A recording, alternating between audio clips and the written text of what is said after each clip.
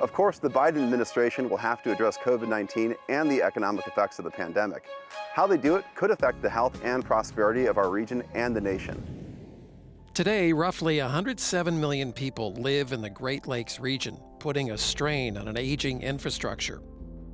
Economists and civic leaders say rebuilding it is the path to economic recovery, but they warn things won't get better until COVID-19 is stamped out. John Dickert is with the Alliance for Regional Development.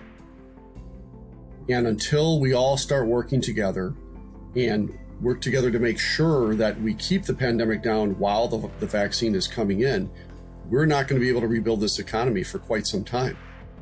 Mark Fisher is president and CEO of the Council of the Great Lakes region. Fisher says the pandemic has been a major economic setback. And we started to see a bit of a rebound, as the pandemic stabilized a little bit over the summertime in terms of economic activity and job creation.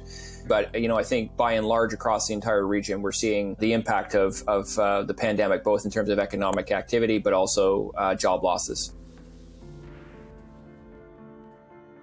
Those losses have caused long-term damage.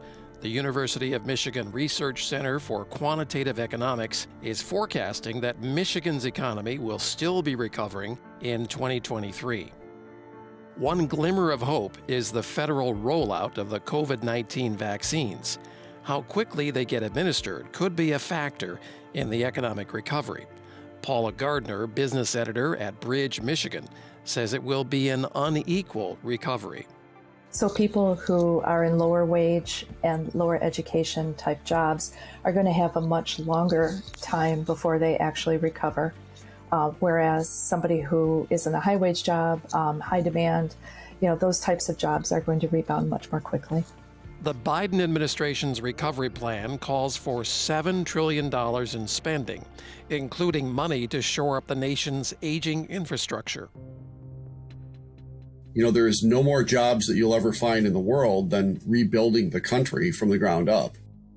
Kelly O'Brien is executive director of the Chicago Central Area Committee, a nonprofit organization made up of Chicago area business and civic leaders. She says the entire infrastructure needs to get to a 21st century level. If there was investment from Washington, it would really move the needle here in the mega region in terms of being able to move people more seamlessly, and that would help grow the economy. There's going to be a new normal. And if we try to rebuild the old normal, all we're doing is rebuilding a broken down car without the parts. So let's build a new normal. At Great Lakes Now, we aim to cover the Great Lakes region and the people who live here, like you. Please follow us on social media, subscribe to our YouTube channel, and sign up for our newsletter at greatlakesnow.org.